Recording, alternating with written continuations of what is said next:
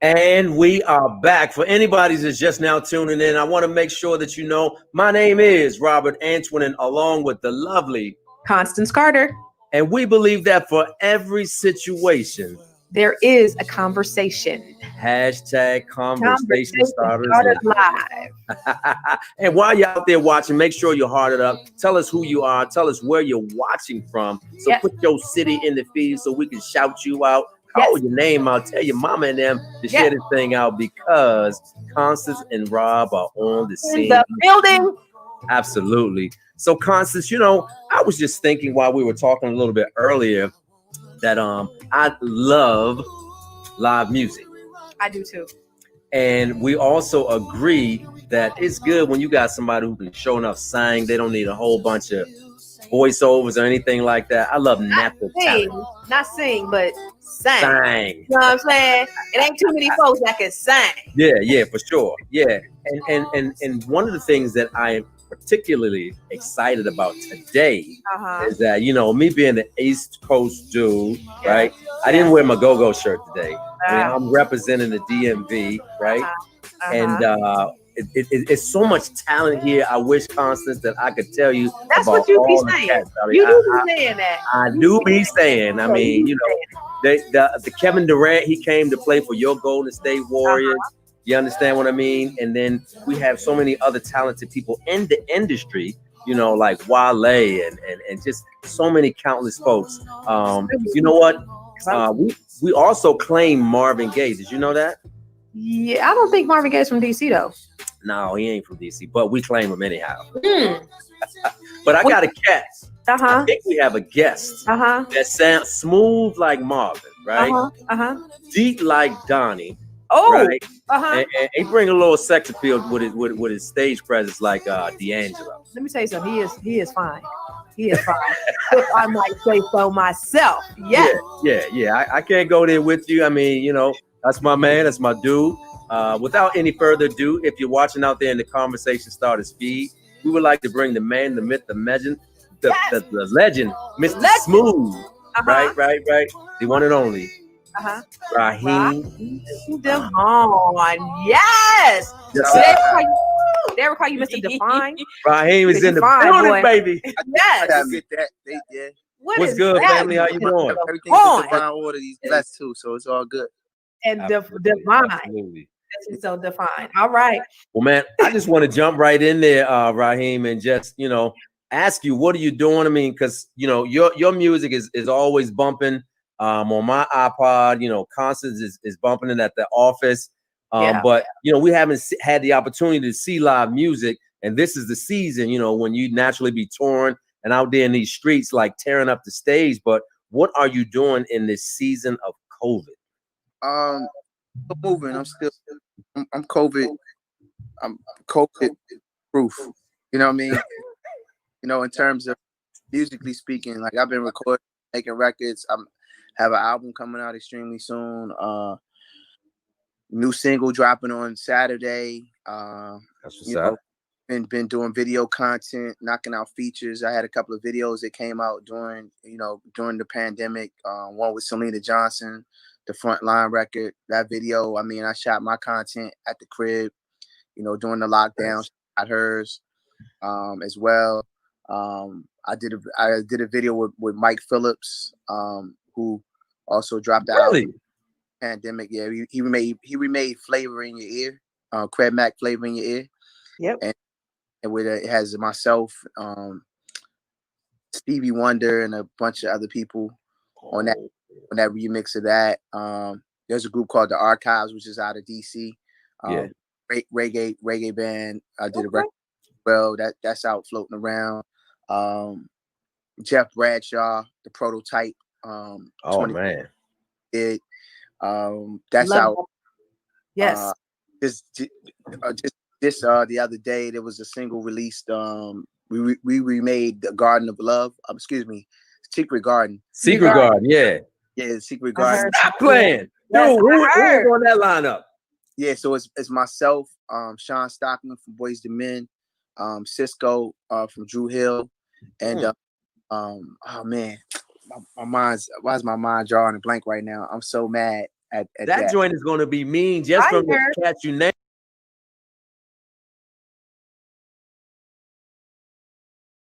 name, like Cisco. I mean, his name hasn't rang bells in a while since the 90s, but Sean from Boys II Men and you, like on the same joint, that's fire. And hold on, wait a minute. And Omar Wilson, I'm sorry.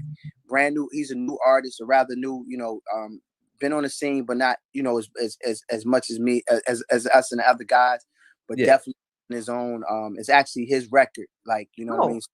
You can find that under the name Omar Wilson. I usually have my cheat sheet, so I hope Omar. Well, we're gonna freestyle it today, brother, because you have so much talent, and I'm not going to commandeer all the space because I could brag on you all day. Whenever I get a homegrown talent, what a brother like you on Conversation Starters Live, my accent and that DC comes out. So I'm going to articulate and pass it over to the cutie on duty, Constance, and just let her find out more about your story and who you are and what you're up to. Okay. Yeah, well, it sounds like you are super busy. It sounds like COVID has not slowed you down, not one bit, outside of you touring. I know that you were doing the radio show, the Raheem DeVaughn radio show. What happened with that? You're no longer doing the radio show, huh? I'm looking to get back into the radio arena and do podcasting and stuff like that. I was one of the people to kind of do the podcast, and now it's like it's dope. That's the wave now, So there's some things in the works on that tip. Ultimately, I would love to do, if somebody reaches out to do syndicated radio, terrestrial radio, I have an interest in that. Even during the quarantine, I created what's called the Love King Quarantine, where I had a series of, music curations that I do. One being the Garden of Love on Saturday nights.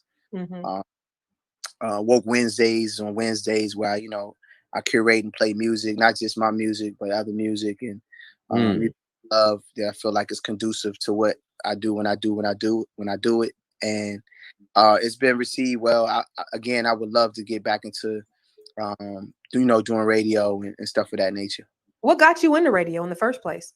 I just loved it. I mean, I grew up on Melvin Lindsay and the Quiet Storm, in the DC area, and I consider myself, in terms of making music, there's a very socially conscious side to me, but it's also, I consider myself very a balladeer. Like I enjoy making slow songs, like, you know what I mean? With that, and I like music. So more, I think for me, having the show and wanting to play other people's music is really, for me, more about preserving the culture and not so much about like me. You know what I mean? I like when the history books are written, I want to be known as one of those guys who supported their peers. Yeah. And did his part to preserve the culture of R&B and soul music. You know what I mean? Yeah. And one of the things that I love about this cat, Constance, is that, I mean, what he just said is very true. Like with the Love and War, like the artwork on the on that album. I remember before you came out, there was a cat that used to he said he was your cousin, right? He worked over at Sports Zone in PG Plaza. And he said, I'm working on my cousin artwork right now. He's gonna come out, he's gonna be dope. His name is Raheem DeVaughn. You heard of him? I was like, nah, I ain't never heard of him, right? Then some years later, Constance, I was in a dating situation, and I heard this one song 11 million times. It was called You. Girl, every word in this song is gonna be about you. Yes. This thing right here. Oh my God. So I knew when I heard that song come on, it was time to go to work. But then too, I remember seeing him, Constance, at the Warner Theater. I forgot who you were on the headline with, but I think he may have been opening up for Jill Scott or something like that. But this brother came on stage, right? And he had like cue cards for like the songs or the meaning of the song. I think you were doing Woman, was the song you did it for. But the thought that you put into it, the creativity, the drive, like I could tell you really envisioned something, and then you acted it out on stage. I think you might have changed once or twice. It was hot. And I say all of that to say this. You are probably one of the most thoughtful artists period. But it's a double honor that you come from the Chocolate City because you carry the culture with you. So shout out to you for doing that, man. Thank you. That's I mean, that's always the goal, again, to preserve the culture and rep for home, kill two birds with one stone, Yeah. And that's so cool because it looks like, with your Love Life Foundation, you do a lot of work, a lot of social justice work. You fight for AIDS, and now you are on the front lines with the pandemic. And they even gave you the key to the city of DC, a District of Columbia. So that's huge. That means you are out there putting in work, brother, when, a lot of people don't know that you're out there putting in work. Let's talk about it. What's up with the Love Life Foundation? What was that? How did that form?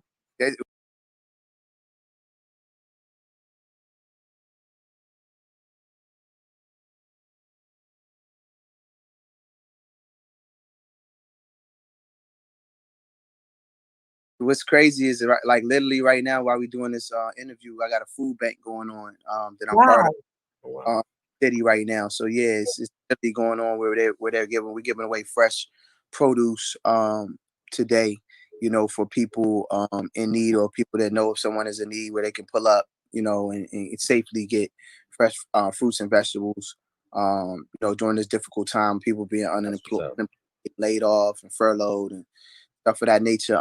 That's just one of the many things we've been doing over the last few years, kind of connecting with organizations on the ground here locally as well as nationally and globally, where we can feed those that are displaced and, in need of that type of thing.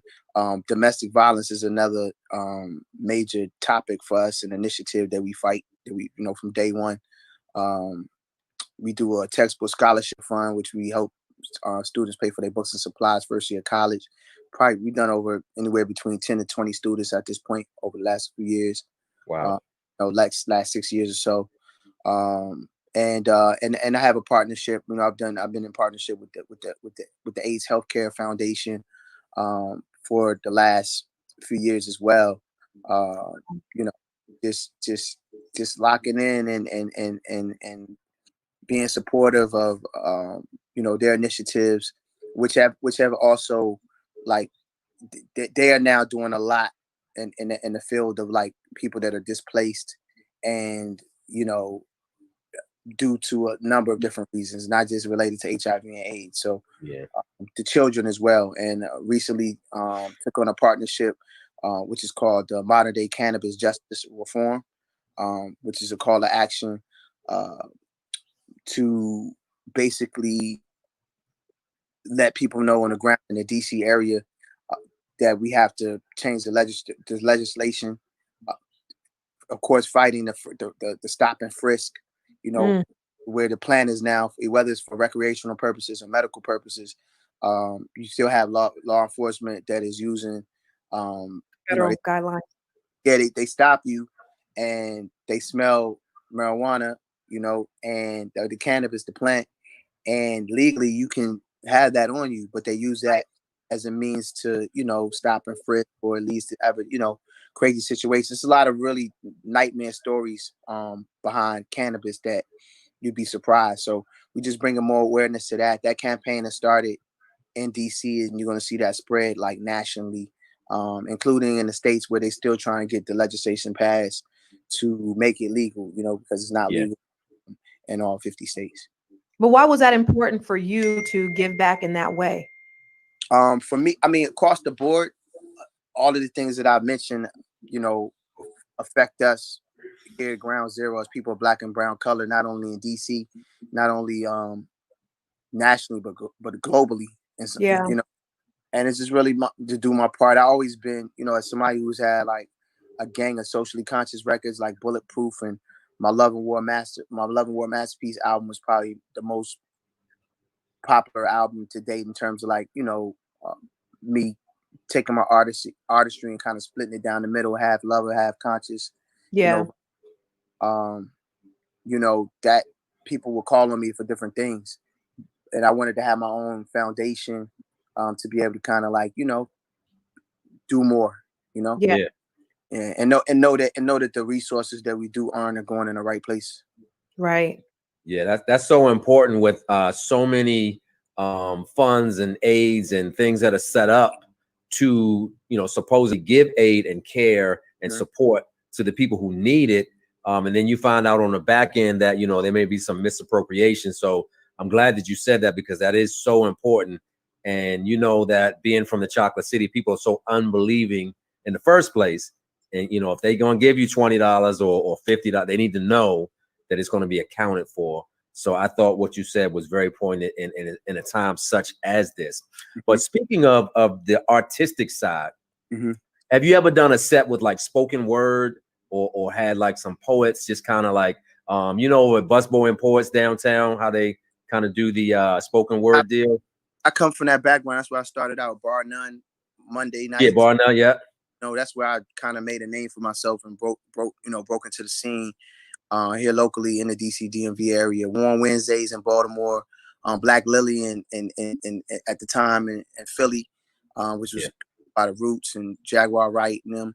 Like I would, there was a period in my life where I'd be DC Monday,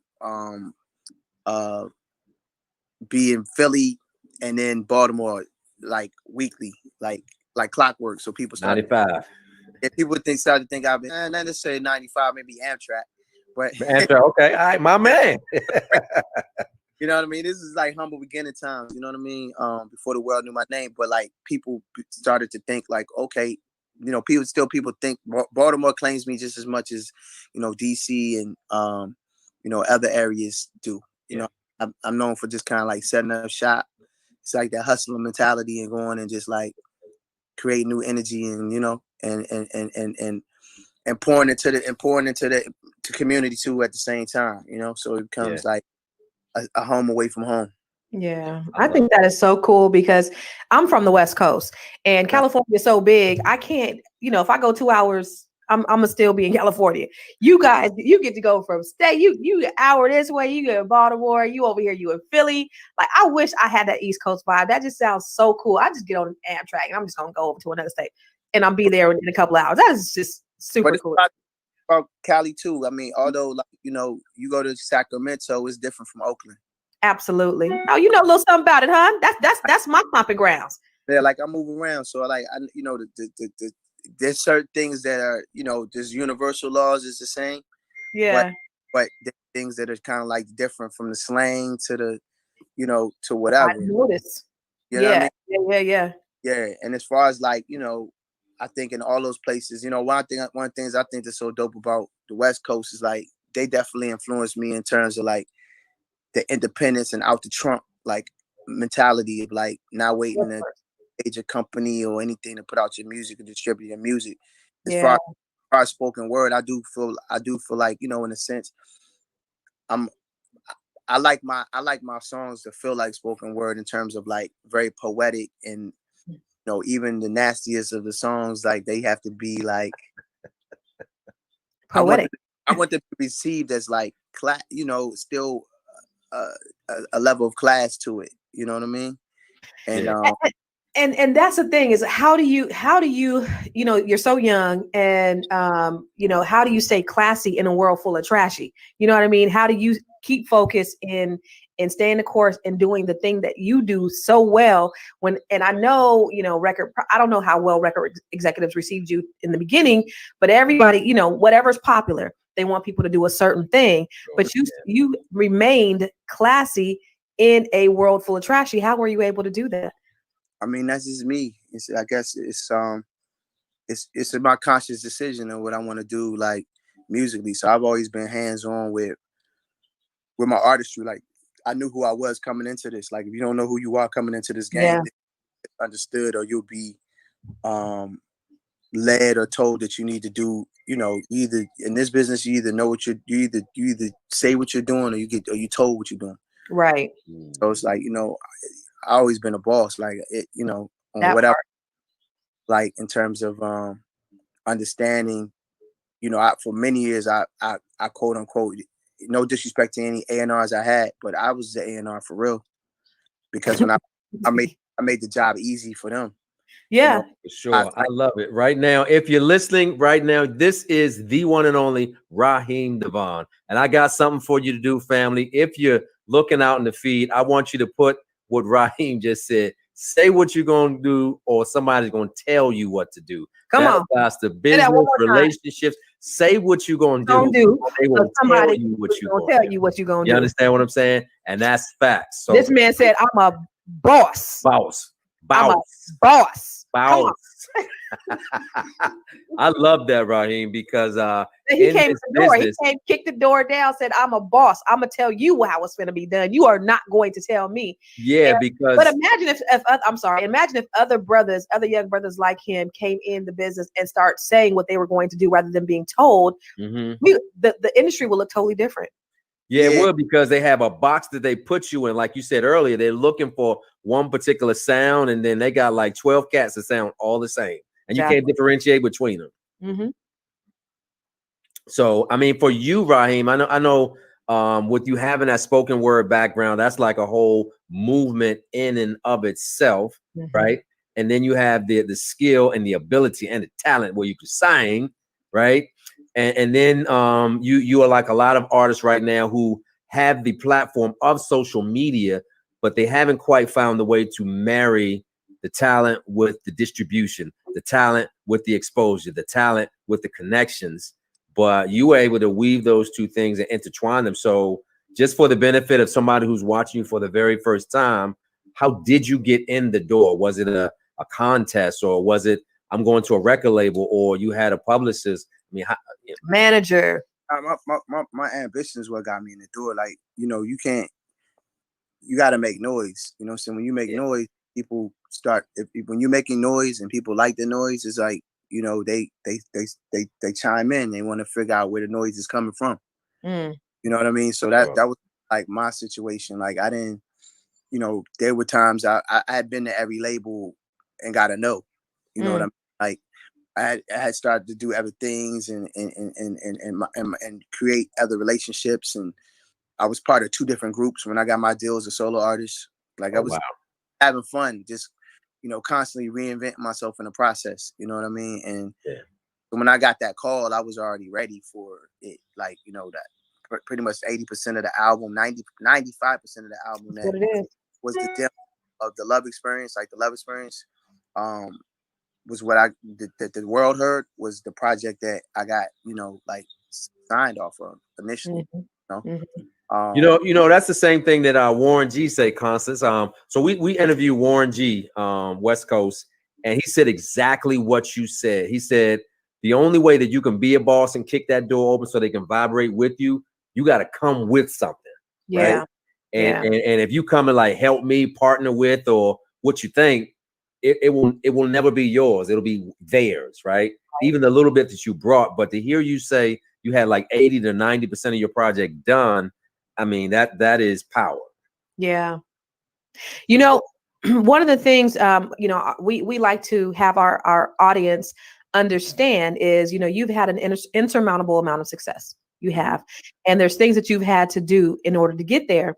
And one of the things that we want people to understand and know that it's possible, that because you've done it, they can too do it.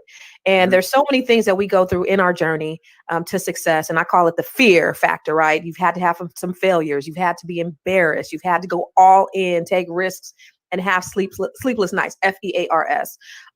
What are some things that you've had to do in your journey? Like, what are some failures that you've had to get knocked down and pick back up? And, ways that you may have been embarrassed, but you said, you know what, I'm gonna go all in and take some risks and maybe have some sleepless nights so I can, there's no plan B's. This is what I have to do. It's definitely about, in this business, it's definitely about risk, and anything in life is about risk. You got to be mindful too. In order to have some things you never had in life, you got to do some things you never done. How you measure success. You know what I mean? So, with that being said, I measure success differently probably than some of my peers, or, you know what I mean? And there's a level of success probably that I could have had and attained, but it just, my desires, and in terms of like my morals or compromising certain things, like to get there, just it just wasn't, my soul ain't worth that. You know what I'm saying? Yeah, that part. Yeah, like like the winding road, you know what I mean? The story of the word, you know the word, you know, where if you know the word, you know, it's like, and going to that, you gotta look at it like going to that winding road, and you know, that somebody whispering in your ear, like, man, you can have all of this, you know what I mean? And all you got to do is woo woo or wah wah. You know what I mean? Mm-hmm. And for me, it just never really, You said you ain't selling your soul, huh? it never really, it never really, it just don't add up for me. You know what I mean? Personally. So, but to each his own, you know what I mean? Like, I, I, I understand the things I need to understand beyond that keep me successful. Like, right. you know, I understand that in life you either asset or liability. Yeah. Either one or the other. You know what I'm saying? I understand the importance of time, which is what we have on the planet.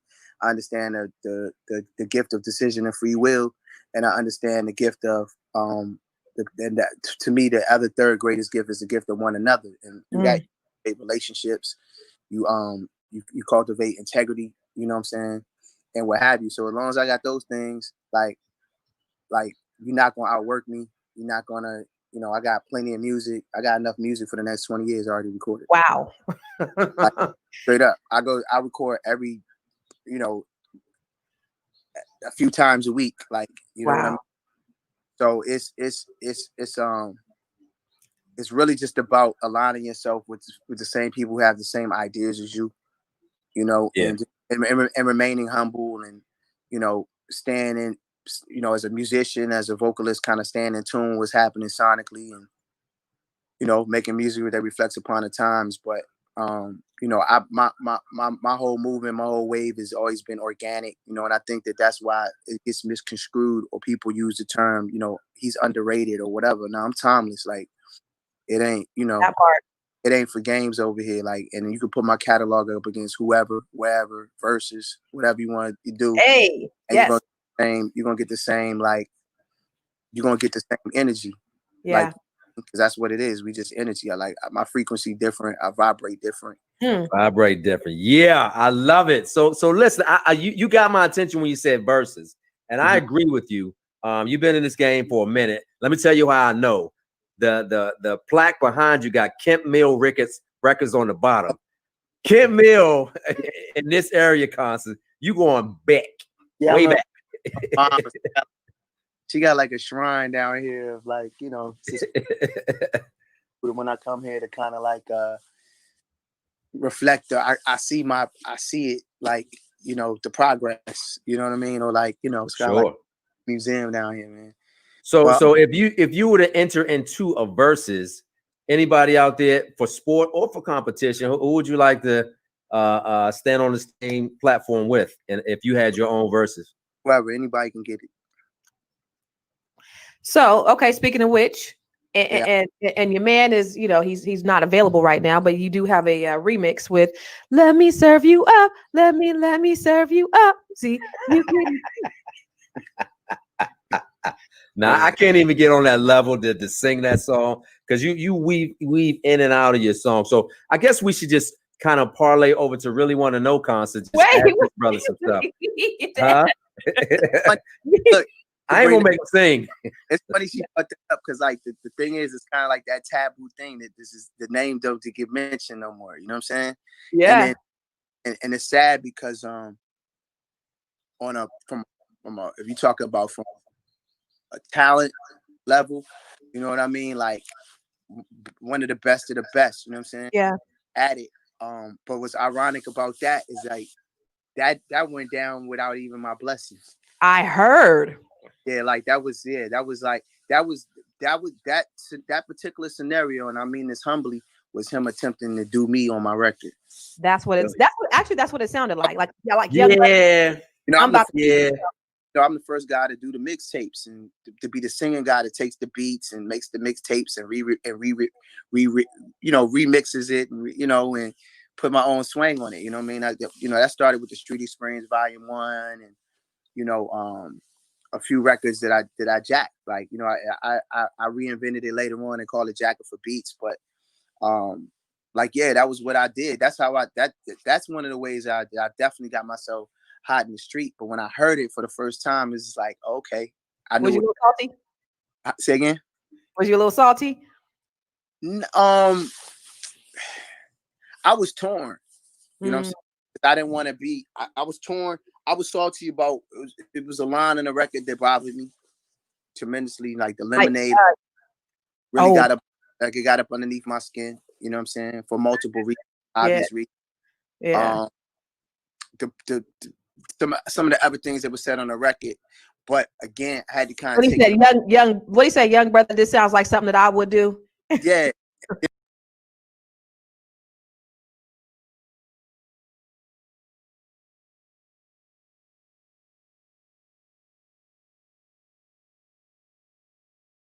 And then promoted his product like whatever he had coming up, like I would do when I jack somebody else's beat. So it's like, why?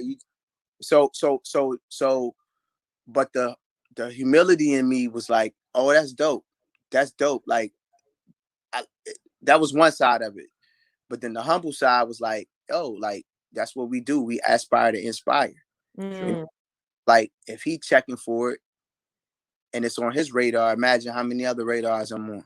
Absolutely. You know? Listen, it was a great song with or without R. Kelly. It was a great song.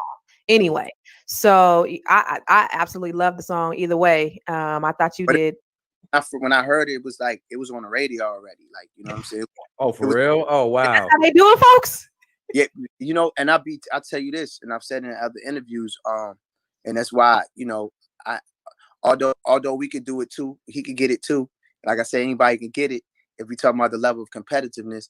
But that's why I do have, you know, big shout out to Trey Songz, who in particular, you know, I reached out when that record was flaming hot, and I reached out to a lot of people to get on the remix of that record, and Trey was the only one who went in the studio, did a verse, and sent the verse back, and asked for no bread, none of that. You know what I mean? Like, and it was dope. And literally, while that play was kind of happening, I mean, like literally, I was probably listening to the verse. I had just got the verse and listened to it, and we were at a photo shoot for like Rockport. It was me and a few other people. What's my man? It was on 106 in Park. Terrence. Terrence J. It was me, Terrence J. Somebody else. I can't remember who it was, but we were doing a photo shoot in New York for Rockport or something like that. And then I remember it coming on like BLS. Oh wow!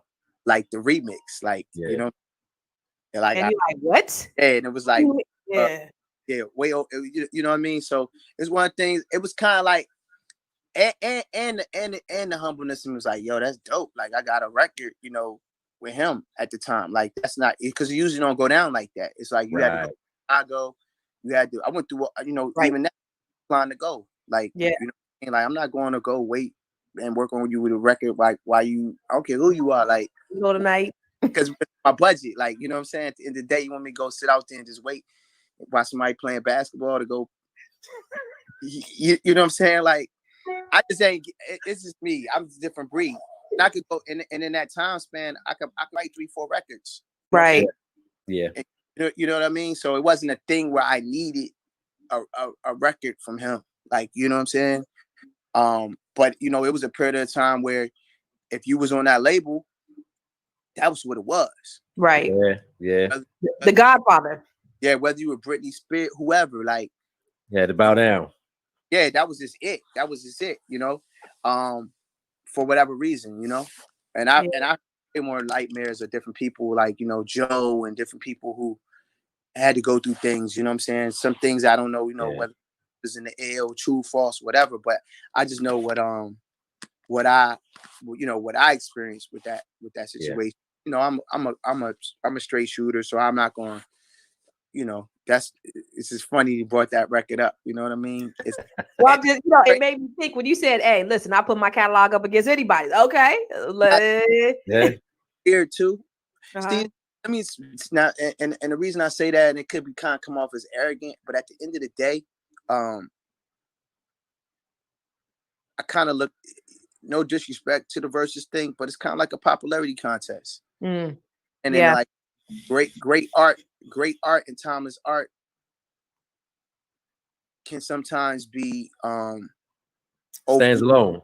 It should stand alone, but it can be overlooked based upon relationships, the like numbers. Yeah.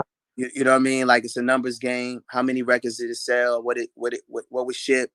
Yeah. You know, that was 20 years ago. Cats was buying it. They were buying it, like buying their records. Like they, you know what I'm saying? All the games that artists play, or the late play, and you know what I'm saying? It's a new day now. Like we're in the wild, wild west of like the culture. You know what I mean? A lot of the new millennial artists, and especially in the hip hop culture, they changed it. They made, they even the odds up. Even the playing field. So they even the playing field. You know what I mean? But I just, at the end of the day, if you're talking performances and you're talking like just a great song, playing a great song and another person playing a great song, like I have a vast, large, dope catalog of records, some hidden gems that sneak under the radar people because in the past I didn't have access to the big budgets. I didn't have whatever, or I wasn't willing to do certain things. But you know what I mean, to get it. So because it really boils down to either you got the bag to push it or the foundation, the relationship. You know what I mean? Yeah. And you said you record like every couple of days. Are you a musician also? Are you doing your own music? I'm transcending into production and producing records and right on how to play and in that just disciplining myself in that. But I know I like to think I have a great ear and I know music. Like I just got an A&R job. I'm head of A&R at the label that's distributing my music right now. Shout out to SRGILS. Our roster consists of Brian McKnight, Avant, Mike Phillips, Ray Williams, who has a new single coming out on Friday as well. Vivian Green, shout out to phenomenal producer who's on board. Tim Kelly from Tim, who did my last single Just Right, and so it's a lot. You guys got some heat over there. We talked to that's fire, man. We talked to a young brother who's also on your label, Josh X. He's a songwriter. Look, also he's nice too. Ralph Trashman is over there. You know what I'm saying? Ralph Trashman, yep. Over there, wow. Johnny Gill is over there. Yeah. Okay. So you're the A&R over there. I'm head of A&R over there. Yep. Nice. That's listen what he talking about. Multiple revenue streams. You heard what I'm talking about. Yeah. I mean, you know what? It's cool to be able to I'm just getting my feet wet with it, but it's not so much to boast about on the revenue side, but more so about, again, like to preserve the culture. You know what I mean? Yeah.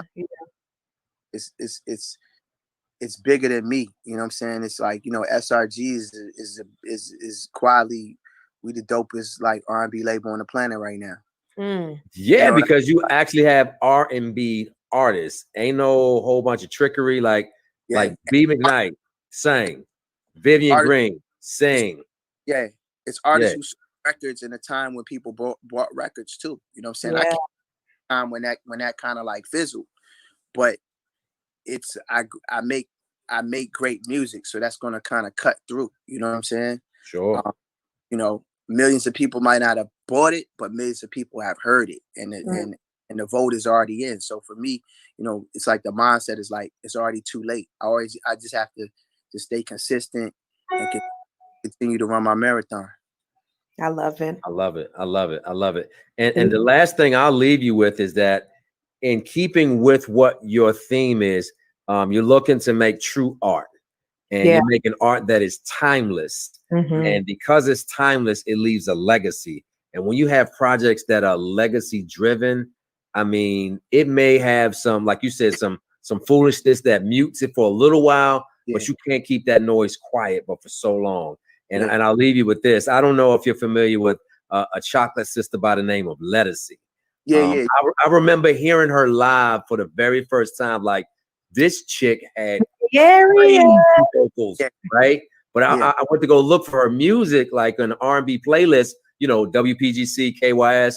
They were not rocking her. I might have heard her one time on like an after hours show on HUR, but she wasn't in heavy rotation. But now that fast forward maybe like 7, 8, 9 years later, based on social media and some other platforms to get her music, her art, and her legacy driven, artistry showcase. Now people know that name. You know what I mean? Yeah. And the thing about you have everything. It sounds like everything that you do is all embodied in who you are, in being a soul music and being a socially astute person. Your new album is movement music. And it's so time, right on time with what's going on right now, with everything that's happening socially. What is that about? Why did you come out with movement music? Is it Marvin Used to Say? Yeah, Marvin Used to Say is it's like an ode to Marvin Gaye. It's kind of like when you listen to that record, what's going on. It's like, and you think about the things I know that I've witnessed, in my lifespan, and we've witnessed in our lifespan as people of Black and brown color on this planet. And as human beings, I feel like music is the heartbeat of our people and our culture. It's our way to communicate. It's our way to pay homage to the great, to the activists, to the ones that are on the front line. At the end of the record, I speak on, I pay homage to Tamika Mallory, or a gang of individuals from the movement, that are on the front line right now. It's with COVID, it makes it a little tricky for me personally being out, being as though, I look after my parents and stuff like that. So it's me doing my part, to make a record like Marvin Used to Say. We're killing a few birds with one stone. Shout out to Marvin Gaye and the ones who did it before me, and also paying homage to what's going on right now, and speaking on a number of things. There's another record that's on the album as well, called Lord Help Me, which is I like some of the lyrics. I say I see babies come by in the drive-by, another hashtag, seen another mama cry, Black on Black crime. It seems like ever since the birth of a nation, we've been treated lesser than and denied reparations. And they want to flip. They tamper with my vote. I call it politics. Just the rights with a stop and frisk and kill the Black man at 8:46. A sign of the times, a mark of the beast. But till there's justice, there'll be no peace. Oh Lord, Most High, help me. You know what I'm saying? Like, it's help. It's energy. It's that time. It's all hands on deck. If you're a creative, you in media, if you just a human being that cares, like, you don't have to be Raheem DeVaughn. You don't have to be, Constance or Rob Constance movement. All hands on deck with the creativity, and after you go out and do it on the front lines or do that movement, you know what I'm saying, you can still take it home, and you can still take it home and then get it in, because on this album, get it in. Hello. Kill 3 birds with 1 stone. Hello. Hallelujah. I'm on my conscious vibe, but don't get it twisted. Don't get it twisted. Yes. But I love it's so needed right now, and in a world that just puts out and pollutes, because music is the single most important factor. It the way it affects people in our mind, in our spirit, in our soul. And so we need people who are putting the positive things out there. We need people who are saying things that are making people think, instead of talking about, all of the bad things that we're seeing in the neighborhoods. Let's talk about, the things that we need to see. Let's talk about improving ourselves. So, this is right on time. And I pray that more of our brothers and sisters will follow suit with what you're doing, because it's so necessary and so important. You're saving lives with your music. So thank you for that. Thank you so much. Yeah, he's saving them and making them all at the same time. Yeah, that's the goal. So Raheem, we're gonna let you get off, but before we want to I really want to know really quick, just ask you a couple of questions, if you have a couple minutes. All right. Okay, let's get it. All right. Well, you hometown, you know about Urban Coalition, you know about AAU basketball. Why don't you set a debate for the young folks that's out there watching right now? Greatest of all time. MJ, LeBron, or Kobe? I don't know, man. You know, I'm like young OG status. So I'm a be always probably biased to MJ. Like, Okay. that's just, Okay. you know what I mean? But I'm not going to disagree with you. I get into a big that's a barbershop debate, and you know how that can go left. But that doesn't take away from the legacy of Kobe or LeBron either. But I guess it's kind of safe to say you got to look at it like this. That would be like the equivalent of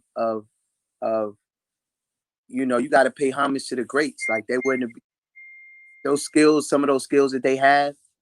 And I mean, maybe correct me if I'm wrong for saying this. They wouldn't be who they are if it wasn't for MJ. Yes, sir. Absolutely. You know, and it's like the equivalent of me, like, you know, that's what this Marvin used to say record is about. You know, too many times, and again, and I'm not saying that this is, you know, about Kobe or LeBron, but as artists, musicians, athletes, public figures, and what have you, we can be so in our own bag that we don't feel like we gotta pay homage to the OGs or the ones who created the lane or that were the influences of what we do. You know what I mean? And that is the goal, to be influenced, but to be able to, you know, throw your own ingredients in the gumbo. So it's like, oh, it reminds me of New Orleans, but it has that, you know, it's got that kick to it, you know, that makes it feel. Makes it yours. Yeah, you know. Yeah, and that's what I love about you is that, you know, the fact that you pay homage, because so many times in this business, in this industry, we meet so many people that have the God complex, that think that they don't stink because they've been told by so many people that they're great, they're the best, they're, you know, this, they're that, and I think people get so pumped up and puffed up, they don't realize that at any given moment it can all be taken away from you at any given moment, and you got to remain humble. You got to, for a multitude of reasons. So, you know, yeah, definitely. Yeah. Okay, I have a question for you. So, if you are a soul singer, if you had to listen to one song for the rest of your life, what would it be? One song for the rest of my life? One song for the rest of your life. Okay. One song for the rest of my life? That's hard, huh? That's hard. I don't know. I don't know. Would it be one of yours? I don't know. Like, that's a very tough question. Like, I'm not prepared to answer that one. Well, let me give you one that might be a little easy, but just as complicated. So right now, you got millions of people watching Conversation Starters Live because it's the #1 entertainment platform. Not because of me, because of you, the viewers, the listeners, and the people who are sharing this out and keeping us hot, keeping our name on their lips. Right now, we have the very one and only Raheem DeVaughn. And right now, I'm about to ask him a question that he ain't even ready for. So we're in the barbershop. We all chopping it up. Raheem DeVaughn, everybody, and I do mean everybody, has got a type. So tell me about the one, how she looks when she walks in the front door. Tell me your type, brother. My type ain't the physical type though. Come with it. Because you could be petite, you could be plus size. I mean, I definitely have a thing for like a fetish for like chocolate. You know what I'm saying? Like, you know, but it's not a physical type per se. It's a more like it's an energy thing. You know what I'm saying? It's an atoms and energy, pheromone, conversation, aura type that I have. You know what I mean? And you know what I mean? Yeah, so yeah. That's what and that's what the click is for me. You know. Now, so you saying you going past the thick thighs? That's you going past all that. Gotta be you. There's certain like it's not a physical necessary appearance I'm looking for. It's like where you can take you know you could because I could take women from my past, you know, and put them in what they call a hedge a line up, yeah. Put them in a line up, and you'd be like, well, what's the connection or what? Right? and once you start to have like dialogue with them, then you see. then you'll see what the pride. Ah, All right, that's hot. That's this hot. brother is deep. Hello. Yeah. Things they're gonna probably all have in common is like very, very like hustlers. You know what I'm saying? Like that hustler mentality, very very exceptionally intelligent, probably smarter than me in some areas. You know what I mean? Probably great with managing money, certain things like it's like I said, you would realize in the conversation that okay, I see what the connection is. That's what's up. That's what's up. It's like the big button smile, or you got to be black ice cream or rose gold, or you know what I'm saying, like it's Yes, sir. Completely. But that's so refreshing to hear, because he's looking at the person's aura, their energy, their inner being, rather than looking at them physically. Of course, they have to physically appeal to you, but they don't got to be a certain look. That's dope. Well, Constance, don't judge me, because I done missed out on a whole bunch of winners because they didn't pass the eye test. I'm judging. All right, Raheem, if you could be born in any decade, in any period of time, what would it be? I was born in it, I think, but to be able to experience it, probably being born probably like in the 1960 or 61 or like 60, like 60, 61. That would have put me at about like 15 years old at 70 at 1975. So I could really 70s. Like I got my hair braided yesterday, and before I did it was had out and like fro and like trying to out how they did that back in the day. I'm gonna see my dad in a couple of days, God willing, and I got questions. 70s is the best decade ever, and that's like when my parents, that was a prime time. That's when they used to party. It was just free. The music was the best music. It just seemed like so much fun.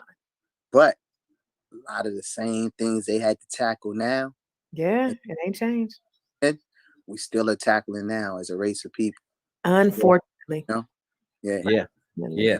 So I got one last one before we let you get out of here. And I asked this before. Actually, I think I asked this of Darren Henson. You've seen lives being ended with no reason, no justification, by one man who was unarmed and another person who's been empowered to protect and to save and to look after. If you had an opportunity to talk to the officers that kneeled on the neck of George Floyd, you had 5 minutes, spit some game, air out some grievances, whatever. What would you say to the officers? Man, I said it. I said it. I gave you the verse. I said it. Like, in the song. Yeah, you did sing it. Yeah, I heard it at 8:46. Yeah, I peeped that. Yeah, I said it. You know what I mean? Like, and I think that it's still going on. It just happened a couple of days ago. You know what I mean? So the brother got shot in the back. Have to continue to. We got to they sending messages, and we got to continue to send messages back. You know what I mean? But I'll end with this. I took a trip to Africa last year, and I'm so glad I had the opportunity to go before this, going on in the world now, to Ghana. So it was kind of rites of passage for me, because I went to the door of no, through the door of no return, we went through the door of return. I saw the door of no return, but we came back through the door of return, because and came home. And it what I realized, that if you're black, if you're a person of black or brown color in this country, you were born in this country, right? You are a descendant of slavery. Right. This country was not designed for us to be here and do what we're doing right now. Yeah. Country was not designed for us to enjoy the fruits of our labor and to enjoy the fruits of our labor and to celebrate Black excellence. Yeah. And stuff like that. We had to fight for that. We had to continue to fight for that. And the only way that we're going to really rise above certain issues, and really we're gonna have to do like a lot of other individuals do, and which is supporting our own Black businesses, which is Black banking, you name it, you know what I'm saying? And I'm not saying that it has to be complete separation, you know, because I am a firm believer. This is like the Minister Farrakhan said in the past and speeches and what have you, is that all white folks ain't bad and all Black folks are good. You know what I mean? But it really just, you know, a lot of what we're experiencing too is it's really just a line drawn in the sand. You just, whether you're Black, white, Native American, Asian, European, you know, you have to make a conscious decision right now to do what's right for freedom, equality for like mankind. Like, you know what I mean? Like what pick a side. Yeah. That's where we at that right now, you know, from a universal standpoint, you know what I'm saying, esoteric standpoint, like pick a side, you know, because God's moving, you know what I'm saying? God's constantly moving, you know? Yeah. I think it's so important what you said in terms of we're able to thrive in spite of, right? Because all of these things that were set up against us, we're still able to thrive. A lot of us are able to accomplish so much, and supporting each other is paramount. I own a business. I own a real estate. I own the largest African-American owned real estate company in California. And Black excellence is important to me. I was just talking to one of my agents today, and I was telling her how it's important when people walk into my place of business that they see excellence when they come in. They don't see mediocrity. They don't see average. They see excellence. They have to, but also we have to support one another. We got to go just like the Jewish people do. They go to each other first. We're not saying that. Got major cities where pretty much every major city is a Chinatown. They go there first. Right. They support each other. Their market typically and support one another and what have you. You know what I mean? And you know, the black dollar is the only dollar that don't really circulate like that. Absolutely. So 6 hours. And me knowing that, I'm like, man, I got to do better in certain areas. You know, if you don't know, do better. You know, you don't know better, you do better. You know better, you do better. Yeah. You have been listening to the very one and only Raheem DeVaughn. My name is Robert Antoine, and along with the lovely Constance Carter. And we believe that for every situation, there is a conversation. #ConversationStarters Live. We love